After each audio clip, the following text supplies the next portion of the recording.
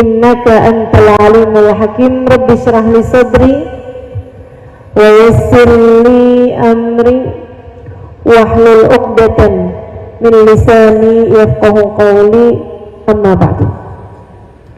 Sama-sama kita hormati, kita muliakan sahibatul bait Ibu Dokter Firza beserta seluruh keluarganya. Kita doakan semoga selalu berada dalam rahmat ridha Allah SWT, selalu dalam lindungan dan bimbingan Allah SWT, dipanjangkan umurnya, disehatkan badannya, dimudahkan urusannya, dikabulkan hajatnya, dibahagiakan hidup dunia akhiratnya.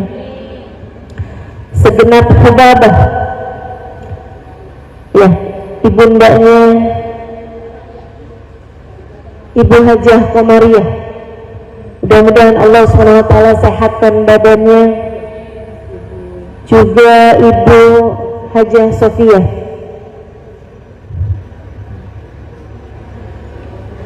mudah-mudahan semua keluarga besar dari Kiai Haji Almarhum Tahir,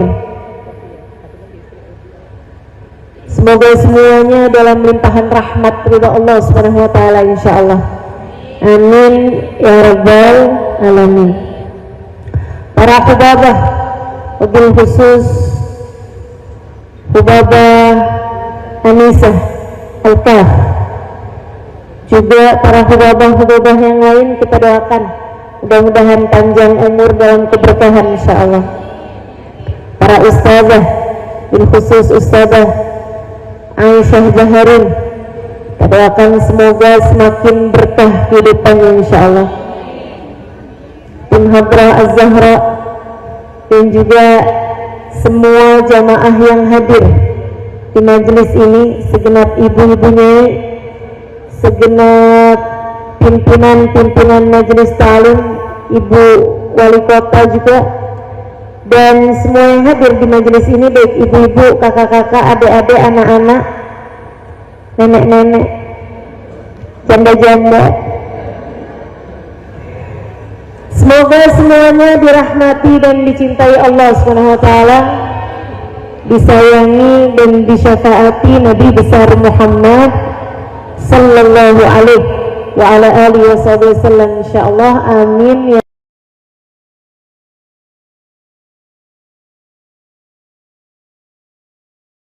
Manusia hidup di atas muka bumi ini, Kak, Bu, Dek, semuanya tergantung dari nasib. Ada orang yang nasibnya bagus, ada yang nasibnya jelek. Dan nasib ini gak ada urusan sama banyaknya harta yang dipunya, juga tidak terkait sama cantiknya wajah. Nasib ini bahkan tidak terkait sama tingginya IQ, kecerdasan. Enggak. Ada banyak orang cantik nasibnya jelek, ada juga orang kaya nasibnya jelek, ada juga orang miskin nasibnya jelek.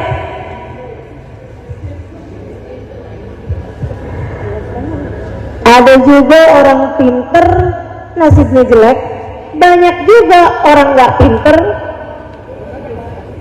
nasibnya jelek juga. Nasib tidak terkait sama itu semuanya. Nasib terkaitnya sama apa? Ini saya kasih tahu. Nasib terkaitnya sama apa yang Allah bagi sebagai penentu nasib manusia. Kalau Allah memandang hambanya dengan pandangan penuh kasih sayang, orang tersebut bakal bernasib bagus, bernasib baik. Anak yang paling beruntung adalah anak yang dipandang Allah dengan pandangan penuh kasih sayang.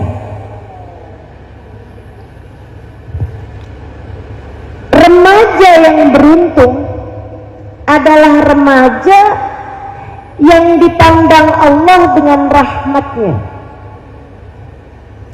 Istri yang beruntung, bukan yang paling dicintai sama suaminya, bukan yang ditransfer paling banyak sama suaminya.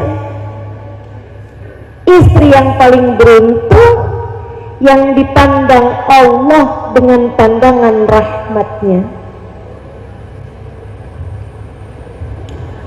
Suami yang beruntung juga seperti itu, bukan yang dicintai istrinya paling banyak. Maksudnya cintanya yang banyak, bukan istrinya yang banyak ya. Akan tetapi suami yang paling beruntung, yang dipandang Allah dengan pandangan rahmat. Ibu yang beruntung, bukan ibu yang punya anak paling pintar, paling berprestasi, bukan. Akan tetapi seorang ibu yang dipandang Allah dengan pandangan kasih sayangnya. Mereka yang paling beruntung dunia sebelum kelak di akhirat nanti. Kalau urusan akhirat sih kita tanpa ragu-ragu tentu saja. Yang paling beruntung di surga yang dapat rahmatnya Allah. Yang paling beruntung saat lewat jembatan yang dapat rahmatnya Allah. Yang paling beruntung di padang mahsyar yang dapat rahmatnya Allah. Kata Allah dalam Al-Quran, A'udzu billahi minasyaitonir rajim. Fa'ammal ladzina iswaddat wujuhuhum akafartum ba'da imanikum fadzuqul 'adzaba bima kuntum takfurun. Wa ammal ladzina biyaddat wujuhuhum fa fi rahmatillah hum fiha khalidun. Di padang mahsyar nanti kata Allah, aku akan jadikan sebagian wajah bercahaya, sebagian wajah aku hitam legamkan. Fa'ammal ladzina iswaddat wujuhum, yang wajahnya Allah jadikan hitam legam, akafartum ba'da imanikum, kalian sih kenapa meninggalkan Islam padahal sebelumnya kalian telah aku beri hidayah? Kenapa kamu lebih tertarik cinta dunia padahal sudah aku perdengarkan padamu firman-firmanku? Kenapa kamu lebih tertarik jalan-jalan yang membuatmu jauh dari Allah dan meninggalkan ajaran serta jalan yang dibawa oleh Nabi Muhammad dan diteruskan oleh para ulama-ulama Islam? Fadzuqul 'adzab. Sekarang karena kamu lebih tertarik sama selain jalannya Allah, rasakanlah azab. Bima kuntum takfurun, sebab ingkarnya kalian tersebut. Fa'ammal ladzina biyaddat wujuhum. Nah, kalau yang wajahnya dibuat bercahaya itu kenapa ya Allah? Fa fi rahmatillah. Karena mereka berhasil meraih rahmatnya Allah. Karena mereka adalah orang-orang yang mendapatkan rahmatnya Allah. Di akhirat yang paling beruntung yang dapat rahmatnya Allah. Di kubur juga gitu. Siapa yang paling beruntung di kuburnya? Bukan yang harga kuburannya paling mahal.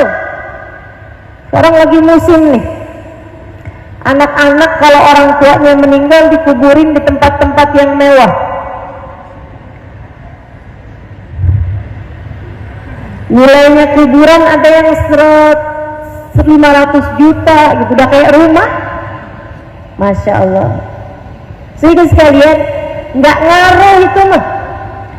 Kubur itu masalahnya bukan seberapa mahal tanahnya, akan tetapi bagaimana orang di dalam kuburnya, adakah dia telah meraih rahmatnya Allah ataukah dia adalah seseorang yang dibenci, dimurka oleh Allah. Na'udzubillah min dzalik.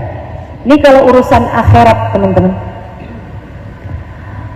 Diawali urusan akhirat itu dari saat ajal datang menjemput.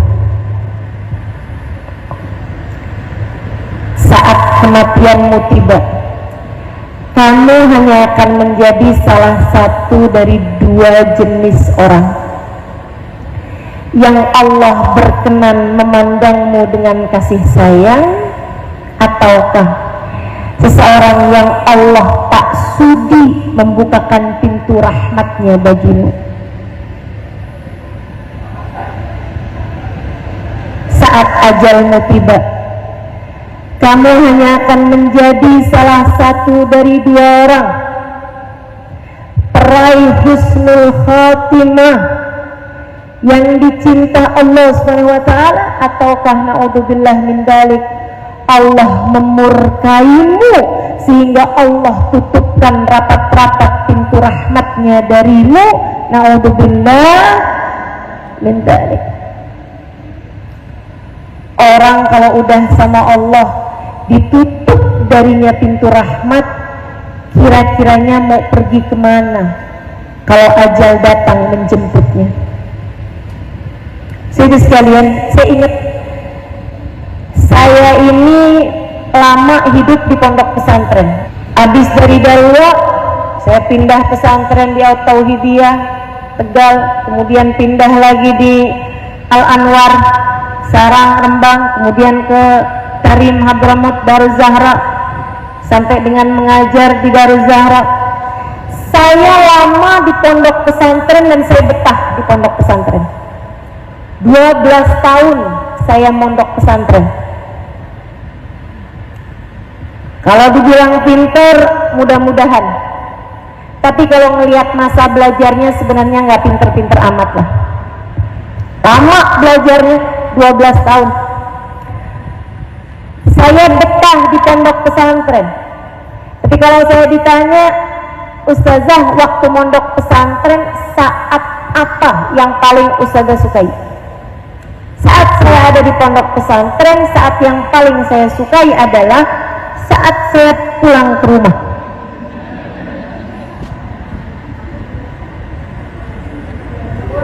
Seneng bener saya hitungin harinya, kurang berapa hari lagi gitu. Kenapa gitu? Karena saya tahu saat saya pulang ke rumah, yang di rumah ridho pada saya, yang di rumah sayang sama saya, yang di rumah bersiap menyambut saya dengan segala kasih sayang mereka.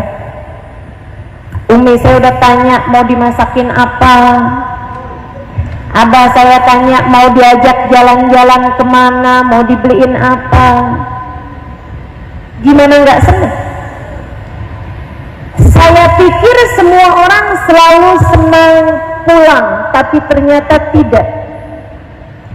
Satu hari ketika saya sudah mulai ngajar-ngajar seperti ini, saya lagi ada di Jakarta, HP saya pegang buat nunjukin jalan ke arah majelis. Di tengah jalan, waktu handphone saya pegang itu, ada telepon masuk, membuat saya nggak bisa lihat petanya. Mau nggak mau saya mesti angkat, padahal biasanya saya tidak mengangkat telepon dari nomor yang tidak saya kenal. Jadi nggak usah coba-coba telepon saya. Saya pun mengangkat nomor telepon tersebut karena saya mau bilang sama dia tolong tutup teleponnya, sebab HP-nya sedang saya pakai buat tunjuk jalan. Ketika saya angkat, suara tangisan seorang perempuan. Nyesek banget nangisnya, sampai mau saya tutup kesian. Akhirnya saya bilang sama yang nyetirin saya, kita minggir dulu aja. Saya tanyain, kamu kenapa? Dia bilang, maafin saya Ustazah. Kamu siapa? Saya, Ustazah nggak kenal sama saya. Ya makanya saya tanya. Ustazah nggak perlu kenal siapa saya. Oke, baiklah. Ustazah kasih tahu saya mesti ngapain. Dia pun kemudian bercerita bahwa dia adalah seorang anak gadis umur 21 tahun yang kabur dari rumah sama pacarnya. Dia sekarang galau, dia sekarang gelisah, dia tidak tahu apa yang harus dia lakukan. Dia kemudian telepon temennya memberikan nomor telepon saya. Teman-teman sekalian, saya karena terkait sama hukum fikih, saya mesti jelas tanya sama dia. Adakah kamu sekarang sedang hamil? Dia bilang, enggak Ustazah. Alhamdulillah. Adakah sekarang kamu masih perawan? Enggak Ustazah. Innalillah. Yang tadi Alhamdulillah. Saya bilang baik. Sekarang hal pertama yang harus kamu lakukan adalah bertaubat kepada Allah. Kamu sesali dosa perzinaan yang telah kamu lakukan. Hal kedua yang harus kamu lakukan adalah pulang ke rumah orang tuamu. Dia bilang, Ustazah jangan suruh saya pulang. Saya bilang, kamu harus pulang. Saya nggak berani pulang. Saya takut pulang. Kenapa saya bilang? Sebab pasti orang tua saya benci saya. Pasti orang tua saya mengusir saya. Pasti orang tua saya tidak akan berkenan menerima saya. Saya bujukin dia untuk tetap mau pulang. Kemudian saya pun menutup telepon sesudah mendoakan dia. Saya jadi tahu ternyata tidak semua orang suka pulang. Enggak semua orang senang pulang. Kematian adalah seperti itu. Kematian adalah saat kepulanganmu kepada Allah. Teman-teman sedikit sekalian, kematian adalah saat kepulanganmu kepada Allah. Ada yang senang ketika pulang kepada Allah karena dia tahu yang dia temui ridho padanya, karena dia tahu yang dia temui penuh kasih sayang padanya, karena dia tahu yang dia temui bersiap menyambutnya. Akan tetapi ada juga orang-orang yang ketika datang kematian dia ketakutan setengah mati. Kenapa? Dia tahu yang di dalam rumah tak berkenan untuk menerimanya. Dia tahu yang dia temui membencinya. Dia tahu yang akan dia temui, yang dia pulang kepadanya tidak ridho padanya. Dan bu, kalau kamu punya satu keperluan, satu kebutuhan yang sangat mendesak, tapi di rumah kamu nggak ada, kamu mungkin akan telepon saudarimu, kamu mungkin akan datang kepada tetanggamu. Satu pintu menolak, kamu bisa datang ke pintu yang lain. Satu orang menolak, kamu bisa datang kepada orang yang lain. Akan tetapi kalau kamu mati, kamu tidak datang kecuali kepada Allah. Kalau Allah menolakmu, pintu siapa yang akan kamu ketuk kemudian? Kalau di saat ajal datang menjemput, Allah tutup rapat-rapat pintu rahmatnya darimu, kemana kamu akan pergi? Saudaraku sekalian yang saya muliakan, maka penting bagimu, penting bagiku, di sisa hidup yang Allah bagi kepada kita ini, untuk mulai mencari-cari rahmatnya Allah, untuk mulai menapaki jalan mendekatkan kita kepada kasih sayang Allah. Dan jangankan sejak kematian, ini kita nih di dunia nih sekarang ini nih, yang paling beruntung diantara kita, saya ulangi, bukan yang punya paling banyak dari harta dunia, bukan yang dikasih muka paling cantik, bahkan bukan yang dijadikan suaminya paling cinta sama dia, bukan, bahkan yang dikaruniai apa yang menjadi idealnya kehidupan seorang manusia. Bukan berarti kalau kamu belum menikah kamu sudah pasti tidak beruntung. Bukan berarti kalau kamu sudah menikah tapi nggak dikasih anak, bukan berarti kamu bernasib yang tidak baik.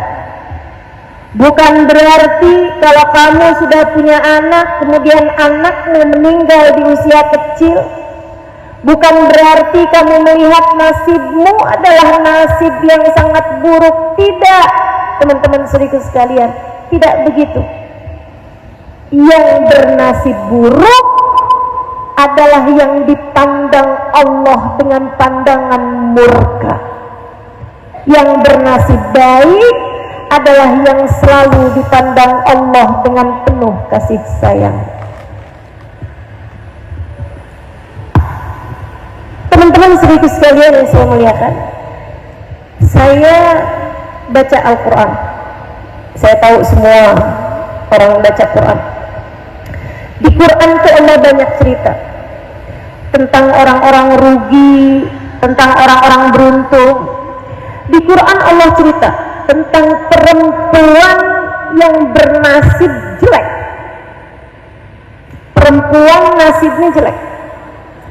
Miskin? Enggak. Kaya raya. Jelek mukanya? Enggak. Cantik jelita. Nasibnya buruk tadi. Enggak punya suami mungkin? Enggak. Dia punya suami kaya raya dan ganteng luar biasa. Enggak punya anak mungkin? Anaknya banyak. Cakep-cakep, pinter-pinter. Tapi nasibnya jelek. Namanya Ummu Jamil. Ummu Jamil. Siapa itu? Istrinya Abu Lahab. Abu Lahab itu paman Nabi Muhammad yang dari gantengnya, cakepnya mukanya sampai dipanggil dengan panggilan Abu Lahab, pemilik wajah yang menyala-nyala. Sementara istrinya ratu kecantikan kota Mekah, hingga dipanggil Ummu Jamil, ratu kecantikan. Beruntungkah? Tidak. Nasibnya baguskah? Enggak. A'udzu billahi minasyaitonir rajim. Tabbat yada Abi Lahabin wa tab. Celaka Abu Lahab, sungguh-sungguh telah celaka. Ma'aghna anhu maluhu wa ma kasab. Hartanya enggak akan manfaat baginya, anak-anaknya enggak akan manfaat baginya. Wa imra'atuhu sayasla naran dzata lahab. Dia akan masuk ke dalam api neraka yang berkobar-kobar. Wa imra'atuhu, sama istrinya tuh si Ummu Jamil, hammalatal hatab, tukang bawa kayu bakar. Katanya kaya, kok bawa kayu bakar? Orang kaya nggak bawa kayu bakar dari zaman dulu juga. Dia punya pelayan, dia tinggal beli. Tapi kenapa Allah menceritakannya sebagai pembawa kayu bakar?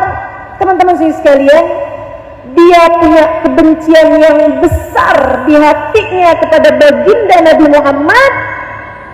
Kebencian itu membuat dia kerjaannya nyari pohon-pohon tumbuhan-tumbuhan yang banyak tumbuh di rawa-rawa dengan duri-duri yang panjang-panjang, diambilin pohon-pohon tersebut, dia taruh duri-durinya di jalanan yang kiranya akan dilewati oleh Nabi Muhammad.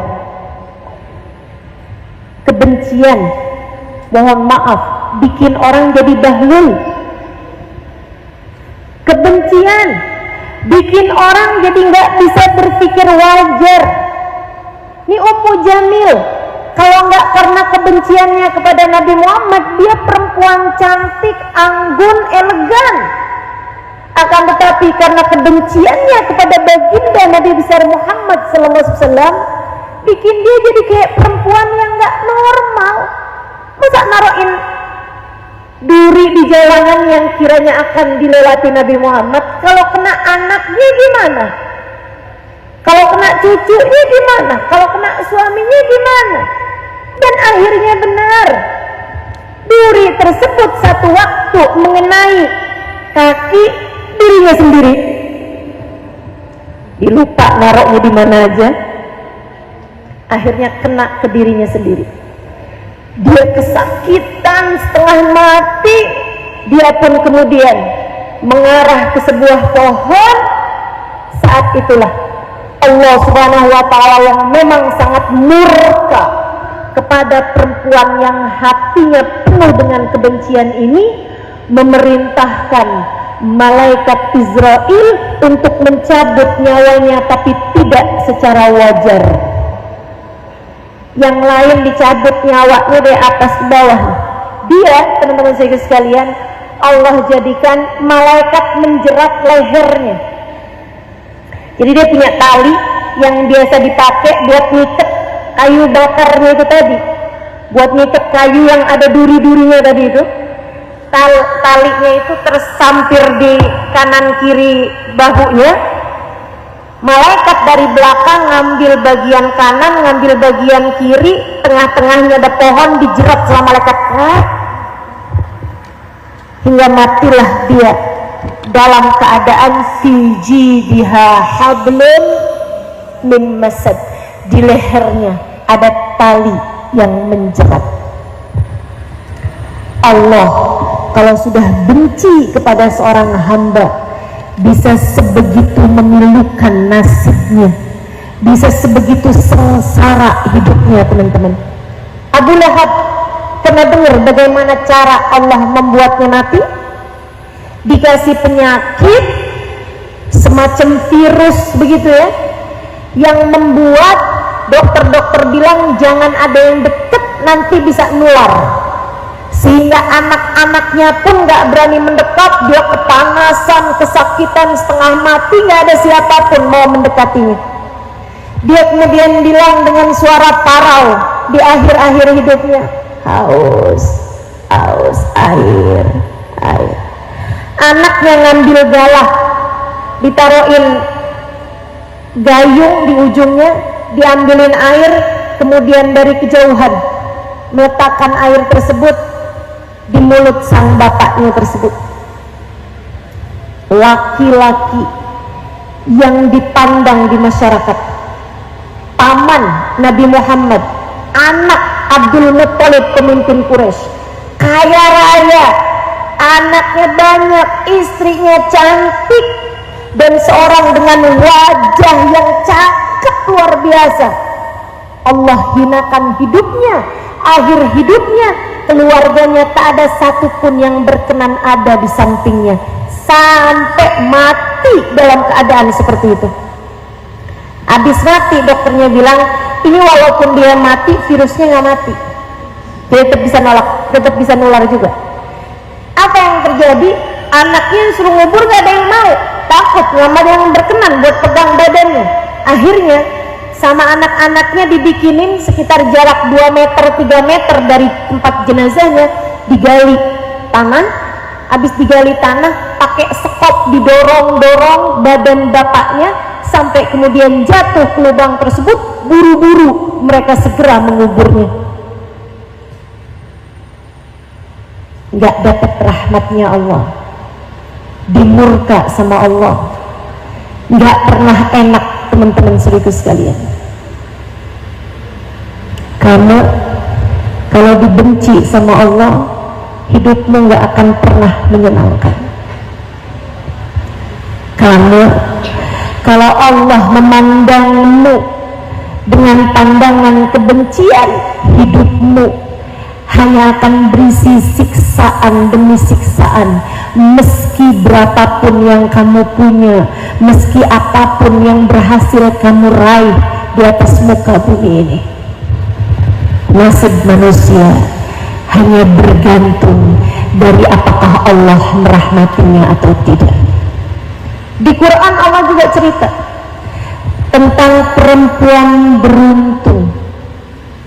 Saudaraku sekalian yang saya muliakan, perempuan yang hatinya tertambat dengan Allah Subhanahu wa taala, ibunda Nabi Musa. Hari kelahirannya ditandai dengan mimpinya Fir'aun, bahwasanya kekuasaanmu akan hancur disebabkan seorang laki-laki yang lahir di malam ini. Saudaraku sekalian yang saya muliakan, malam hari itu Yukabad, ibunda Nabi Musa, baru saja melahirkan Nabi Musa alaihissalam. Teman-teman saudaraku sekalian, Fir'aun muntab, Fir'aun marah, Fir'aun murka. Beberapa hari kemudian Fir'aun memerintahkan untuk membunuh semua bayi yang lahir pada masa tersebut. Galau luar biasa hati semua orang tua. Sampai tibalah waktu itu ketika pasukan Fir'aun datang ke kampungnya Nabi Musa. Ibunda Nabi Musa galau luar biasa, kacau hatinya. Ya Allah, apa yang harus saya lakukan terhadap putraku ini ya Allah. Teman-teman saudaraku sekalian yang saya muliakan, gak lama dia dengar anak laki-laki di rumah tetangganya yang semula menangis, gak lama kemudian tertebas pedang pasukannya Fir'aun hingga kemudian tewas seketika itu juga, diiringi dengan jeritan ibu, bapak dan seluruh keluarganya. Ibunda Nabi Musa semakin kalut. Dia minta kepada Allah, ya Allah, selamatkanlah anakku. Teman-teman, perempuan yang hatinya bersambung sama Allah, dipandang sama Allah dengan pandangan kasih sayangnya, Allah punya lebih dari 1001 cara untuk bisa menyelamatkannya.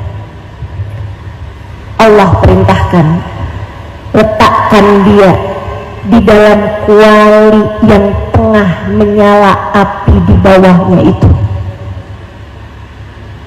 Sang ibu yang hatinya bergantung sama Allah, ketika Allah memerintahkannya seperti itu, malaha illa an taqul sami'na wa ata'na. Ya Allah, aku dengar dan aku penuhi perintahmu. Diletakkan anaknya di situ. Segitu sekalian, pasukan nyari nggak akan pernah kepikir dong. Masa ada orang tua anaknya mau dibunuh, daripada dibunuh sama pasukan Nabi Musa, mendingan sekalian aja deh dibuat marak. Nggak mungkin. Sekalian aja dibuat rendang. Nggak mungkin kan dibuat gulai misalnya gitu, nggak ada. Mereka nggak kepikir ada seorang yang meletakkan anaknya di tengah kuali tersebut. Bawahnya api menyala. Selamatlah Musa, pasukan semuanya pergi. Sudah mereka mencari kesana kemari nggak dapat anaknya. Kemudian sudah mereka jauh, ibunda Nabi Musa dengan panik membuka kuali tersebut. Di sanalah dia mendapati anaknya selamat tanpa kurang suatu apa. Allah kalau mau nyelamatin, apa sih yang orang bisa perbuat? Apa? Allah kalau mau menyelamatkan, api nggak bisa ngebakar. Allah kalau mau menyelamatkan, air tidak bisa membuat tenggelam.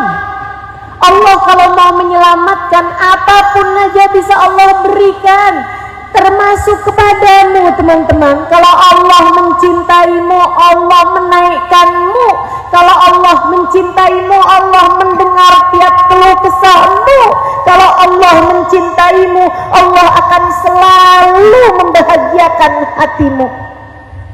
Allah akan selalu mengamankanmu dari semua ketakutan-ketakutanmu. Lebih ajaib lagi, ibunda Nabi Musa berdoa meminta petunjuk pada Allah. Ya Allah, bagaimanapun orang nanti pasti akan dengar bahwa saya punya anak. Ya Allah, gimana cara saya menyelamatkan anak saya? Allah bilang, alqihi fil yam, hanyutkan dia di sungai. Allah kalau punya urusan semau-mau Allah, teman-teman. Minta diselamatin malah disuruh hanyutkan ke sungai. Dikerjain, hanyutin ke sungai.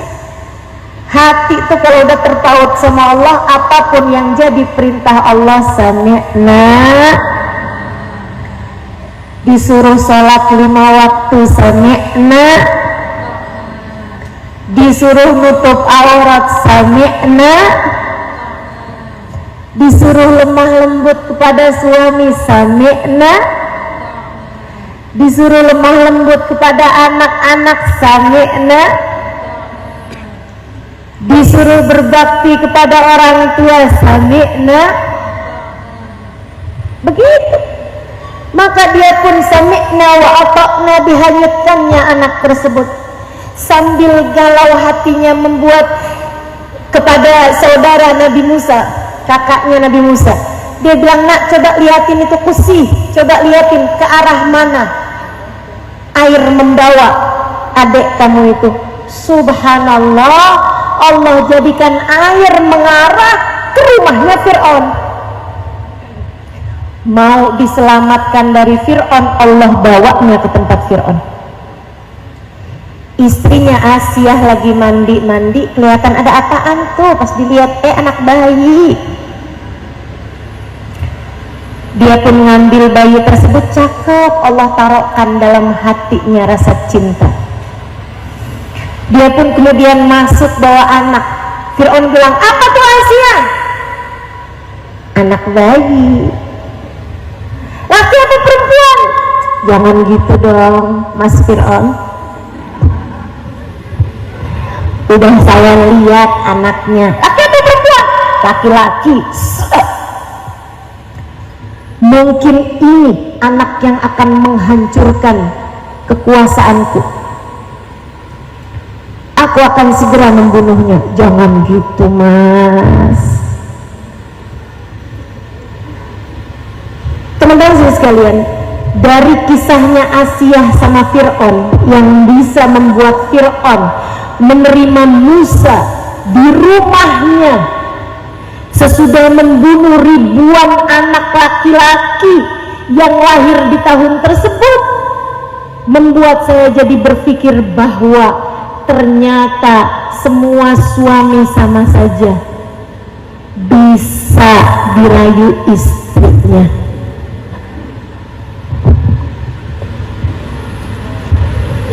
Betul nggak? Suamimu nggak Fir'aun amat loh. Ayo belajar jadi perempuan yang pandai merayu. Belajar jadi perempuan yang hatinya bersambung sama Allah. Minta petunjuk pada Allah dalam segala keadaan. Itu pasti dibimbing terus-terusan. Yang saya bayangin, Asiyah ngomong begini, Fir'aun, bagaimanapun kalau itu adalah takdir yang harus kamu jalani, itu pasti akan terjadi, mau atau tidak mau. Kalau anak yang dimaksud itu adalah anak ini, segala macam cara kamu menghancurkannya, kamu gak akan pernah bisa. Bukankah daripada anak ini jauh di mana-mana, jauh lebih aman bagimu kalau anak ini di rumah kita? Iya juga ya. Dirawat, anak lain dibunuh, anak anak yang akan menjadi kehancurannya Fir'aun malah justru dirawat. Lihat bagaimana cara Allah menyelamatkan hamba-hambanya. Nggak masuk di akal kadang-kadang. Ibunda Nabi Musa nangis di rumahnya, ya Allah. Ini bentar lagi nih Musa ditebas batang lehernya nih. Nabi Musa bentar lagi nih nggak selamat nih, ya Allah. Selamatkan Musa, ya Allah. Selamatkan Musa. Dia tidak berurusan dengan Fir'aun, dia tidak berurusan dengan Asia, dia tidak berurusan dengan siapapun. Hatinya hanya berurusan kepada pengendali semua manusia, Allah Subhanahu wa ta'ala. Teman-teman saudaraku sekalian, dari cerita ini kamu bisa tahu hati Fir'aun berada dalam kendali Allah, hati Asia dalam kendali Allah, hati raja-raja yang bahkan ngaku jadi Tuhan dalam kendali Allah. Apalagi hati suamimu itu, apalagi hati anak-anakmu. Kok kamu sampai ngerasa kewalahan ngadepin suami kamu? Kok kamu sampai ngerasa betapa sulitnya mendapatkan hati suami kamu? Kenapa kamu sampai sebegitunya gitu? Teman-teman saudaraku sekalian yang saya muliakan, kamu lupa. Kenapa kamu merasa capek ngadepin suami kamu? Kenapa kamu ngerasa putus asa ngadepin suami kamu? Karena kamu lupa hati suamimu berada dalam kendali Allah. Ingat-ingatin ucapan saya. Hati suamimu berada dalam kendali Allah. Makanya yang dilakukan sama Yukabad kayak begitu. Ya Allah, Musa ya Allah, selamatin ya Allah. Dan ibunda Nabi Musa tak peduli. Dia tahu semua ada dalam kendali Allah. Dia bilang, ya Allah, kembalikan Musa padaku. Ya Allah, aku tak sanggup berpisah dengan buah hatiku, kembalikan Musa padaku. Dan Allah kalau punya mau, teman-teman, bukan hanya Musa diselamatkan, akan tetapi faharramna alaihil marabi'. Kata Allah Subhanahu wa ta'ala dalam surat Al-Qasas, maka aku pun halangkan dari semua para ibu-ibu susu min qabl faqalat hal adullukum ala ahli baitin yakfulunahu lakum wa hum lahu nasihun. Ibundanya nih, si Asia ini, ibu angkatnya nih, dia minta sama semua perempuan-perempuan yang lagi punya air susu, lagi punya ASI. Kalau punya susu semua ya, lagi punya ASI, dia minta untuk nyusuin Nabi Musa. Allah kemudian faharramna alaihil maradi. Nabi Musa kecil, baru berusia beberapa hari, tiap minum air susu dari selain ibunya, semua dilepeh. Gak ada yang dia mau. Bingung Asia kemudian. Asia akhirnya mengumumkan, siapapun di antara kalian warga negeriku yang sedang punya air susu, silahkan kemari.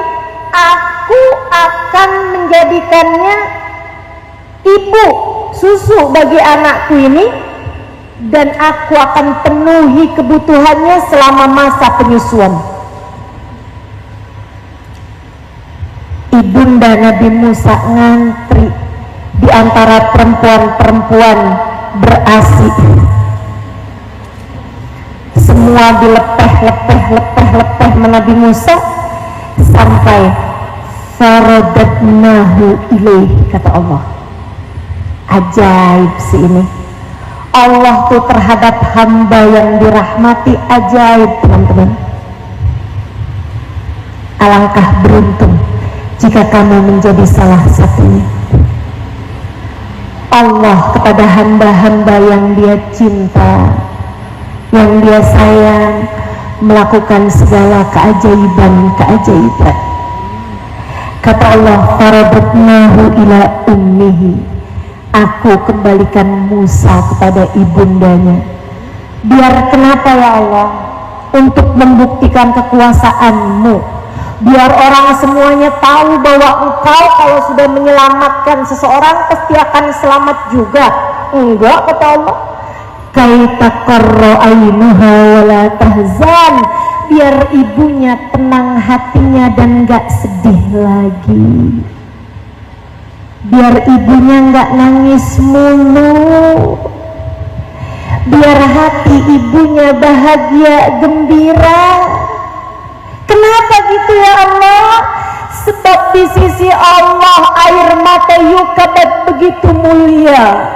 Sebab di mata Allah air mata dari seorang perempuan salehah begitu bernilai tinggi.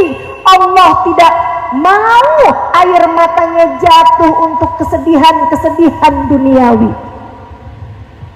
Kamu kalau dicinta sama Allah, Allah akan peduli setiap rasa hatimu, teman-teman. Kamu kalau dicinta sama Allah, Allah tak akan membiarkanmu bersedih hati.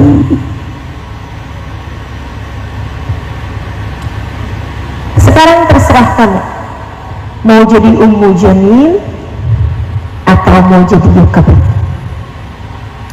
Pilihan ada padamu. Saat hidup ini, kalau kamu memilih, baiklah kalau begitu. Saya ingin menempuh jalan menuju kasih sayang Allah.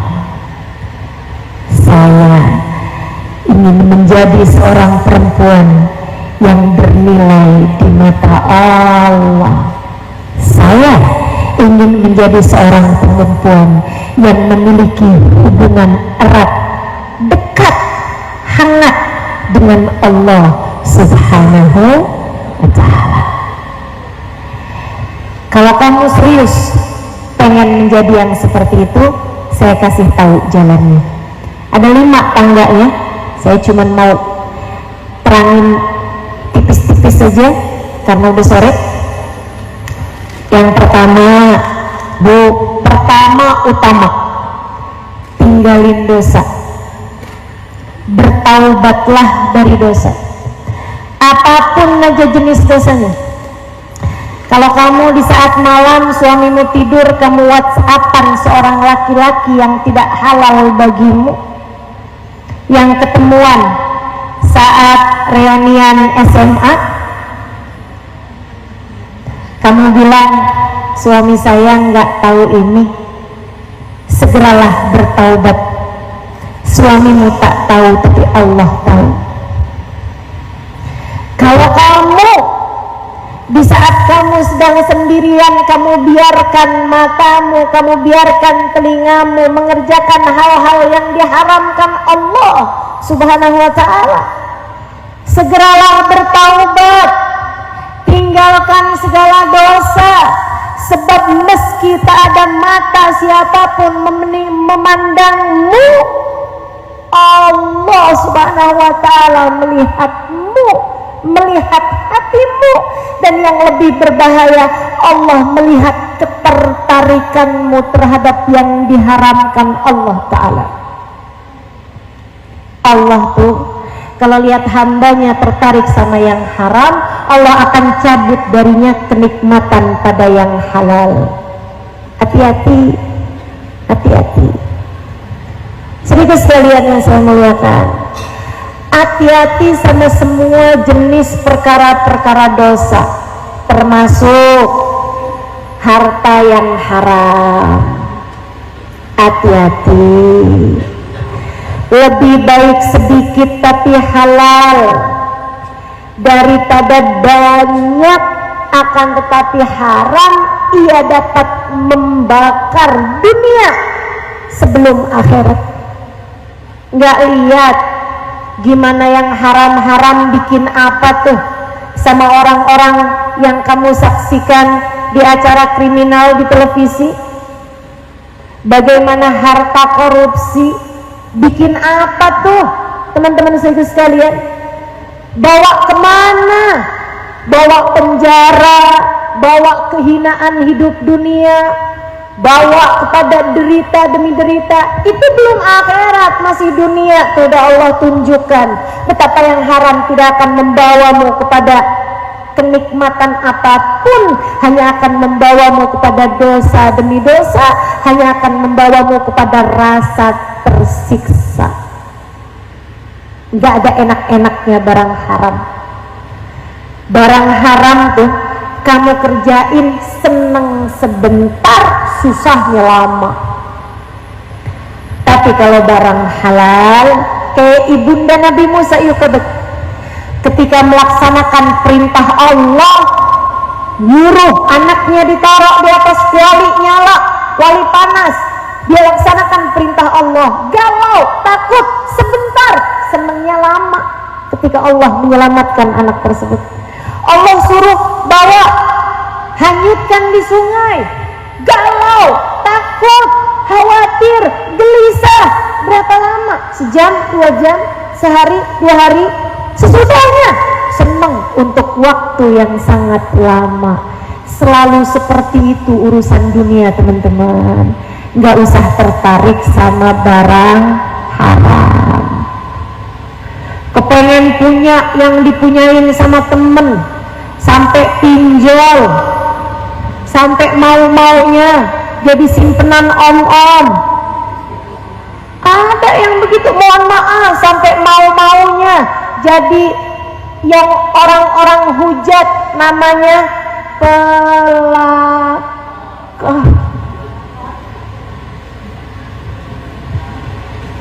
Senang berapa lama? Senangnya berapa lama? Susahnya jauh lebih panjang. Jangan tertarik sama yang haram. 1, taubatilah dosa-dosamu. Yang kedua, taatlah, mendekatlah, bangunlah di waktu malam, tahajudlah. Taat tuh kelihatannya susah, tapi susahnya sebentar, nikmatnya lama. Bangun tahajud ngantuk sebentar, senengnya lama. Puasa Ramadan, laparnya sebentar, senengnya lama. Bukan begitu? Semua jenis ketaatan susah sebentar di awal-awalnya aja. Lama-lama tambah ringan, tambah ringan, tambah enak, tambah enak, tambah enak. Lama-lama jadi kenikmatan beribadah. Masya Allah, Masya Allah. Yuk, mudah-mudahan bisa kita jalanin, insya Allah. Yang ketiga, kalau kamu kepengen jadi perempuan yang bisa dapat rahmatnya Allah, jadi hamba yang bisa dapat rahmatnya Allah, 1 tadi, jangan tertarik sama dosa, tinggalkan, bertaubatlah dari dosa. Yang kedua, kerjakan ketaatan, sholat jangan tinggal, aurat jangan dibuka-buka, kan gitu ya. Al-Quran kita baca, salawat kepada Nabi kita baca, majelis taklim kita hadiri, tuntut ilmu kita jalani, taat kita kerjakan. Yang ketiga, hatimu bersandarlah hanya kepada Allah yang satu. Jangan bersandar kepada siapapun atau apapun, teman-teman. Semua lemah, semua tak berdaya. Kamu sandarannya mau Allah aja. Ingetin diri terus, ingetin diri terus, ingetin diri. Suami hatinya lagi berpaling kepadamu, ingetin diri. Wahai diri, tenang, yang tenang. Hati suami ada dalam genggaman Allah. Ya Allah, kembalikan hati suamiku hanya kepadaku. Begitu? Enggak. Terus biarin aja nih hati suami berpaling kepada perempuan lain. Enggak gitu juga. Tapi kamu harus cari tahu Kenapa Allah membuat hati suamimu berpaling darimu? Bisa jadi karena Allah melihatmu meletakkan cintamu kepada suamimu sepenuhnya. Allah cemburu padamu. Saya sering berpikir bahwa ketika hati suami berpaling dari seorang istri, itu adalah cara Allah untuk mengenalkan kepada istri tersebut bahwa hanya cinta Allah lah yang sejati. Allah kayak lagi mau bilang, tuh lihatin, kamu sih cintanya sama suami aja, aku kamu tinggalkan. Lihat, hati suamimu bisa mudah berpaling darimu, sementara aku, apabila aku cinta padamu, aku akan mencintaimu selamanya. Itu. Mendekatlah kepada Allah. Teman-teman serius sekalian yang saya muliakan, sandarannya sama Allah aja, sandarannya sama Allah aja. Bilang sama hatimu, ya Allah, saya lemah, akan tetapi bersama saya ada Engkau Dat yang maha kuat, maka saya tidak akan takut terhadap apapun. Ya Allah, saya sakit, tapi bersamaku ada Engkau.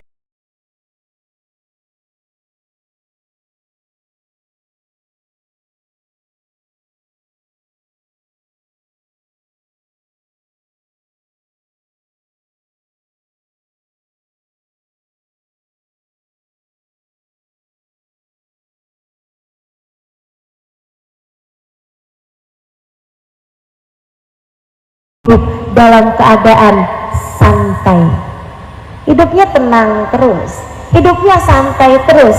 Bukan berarti hidupnya nggak punya masalah, bukan berarti hidupnya selalu senang terus-terusan, bukan. Akan tetapi dia sandarannya enak kepada Allah, sandaran sepenuhnya hanya kepada Allah, maka orang-orang melihatnya, ia begitu rileks, ia begitu rehat, ia begitu santai, ia begitu bahagia hidupnya. Ini kayak ibu-ibu nih, kalau ngelihat saya kayak begini kan kayak capek, tapi kalau ibu lihat saya kayak ini, enak kan? Santai. Sedikit sekalian, ketiga. Yang keempat, kalau kamu kepengen dicinta sama Allah SWT, jangan jauh-jauh dari doa.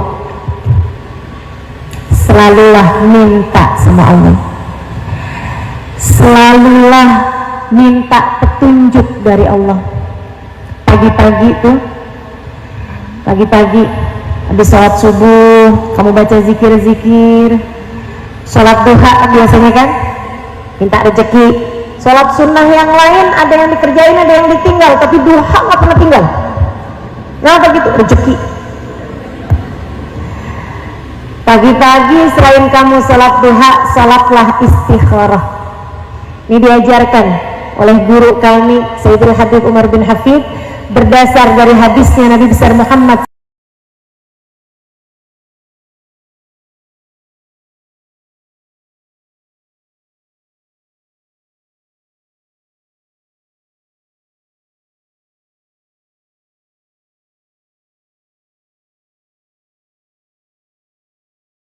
sholat istikharah, sebagaimana Nabi selalu mengajarkan kami untuk tidak pernah meninggalkan sholat fardu. Sampai sebegitunya, tiap pagi sholat istikharah. Ulama ada yang banyak ngebarenginnya sama sholat isyraq, bahkan ada yang ngebarenginnya sama sholat qabliyah subuh. Tapi kalau kami biasa mengerjakannya ngebarengin sama sholat isyraq atau sholat duha. Usolli sunnatal istikharah rak'atain lillahi ta'ala. Habis selesai sholat kamu angkat tangan, ya Allah, ada hari baru lagi yang kau minta kami menjalaninya, ya Allah. Nggak ngerti, nyerah. nggak ngerti gimana saya harus menjalaninya seperti yang kau inginkan. Maka bimbinglah hamba-Mu ini ya Allah, agar dapat menjalani hari ini dengan cara yang terbaik. Bimbing mata, bimbing telinga, bimbing lisan untuk bisa melakukan yang terbaik. Bimbing hati ya Allah, biar dapat merasakan semua rasa dengan cara yang terbaik. Nanti dibimbing, sedihmu karena Allah, banggamu karena Allah, senangmu karena Allah. Allah bimbing nanti kamu menjalankan hari-hari sesuai dengan cara para hamba-hamba Allah menjalani hari-harinya.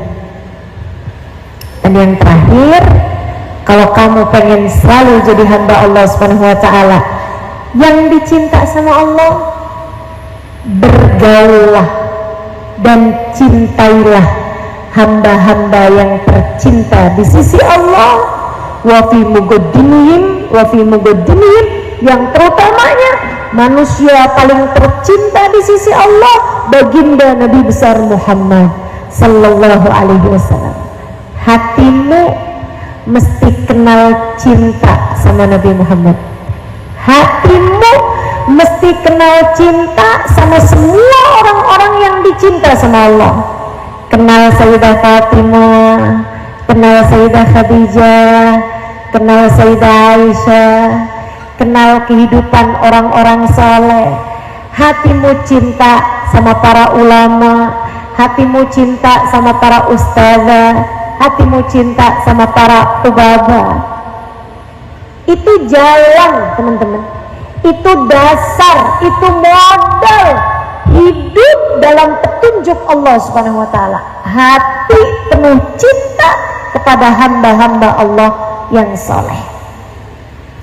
5 hal itu kalau kamu jalanin dalam kehidupan, kamu jauh dari dosa-dosa, kamu kerjakan semua perintah dan ajaran Allah Ta'ala, hatimu tidak bersandar kecuali kepada Allah, hatimu tidak terpaut, tidak bergantung kecuali kepada Allah Subhanahu wa Ta'ala, hatimu tidak berharap kecuali kepada Allah Subhanahu wa Ta'ala. Dan yang keempat, kamu selalu dekat dengan permohonan, berdoa, beristikharah, minta petunjuk Allah Subhanahu wa Ta'ala senantiasa. Yang kelimanya, kamu selalu berkawan, berteman dengan orang-orang baik-baik, berteman, berkawan dengan baginda Nabi besar Muhammad, sehingga Nabi senantiasa ada dalam hatimu. Kamu selalu ingat kepada beliau, berkawan dengan orang-orang saleh, berkawan dengan para ulama-ulama. 5 hal tersebut kalau kamu jalankan layak menjadikanmu seorang perempuan yang berhasil meraih rahmatnya Allah. Dunia kamu bahagia, mati kamu husnul khotimah, di akhirat nanti kamu akan masuk surga. Kita semua yang hadir di majelis ini, semoga Allah Subhanahu wa Ta'ala berkenan memandang kita semua dengan pandangan kasih sayang, merahmati, mencintai kita,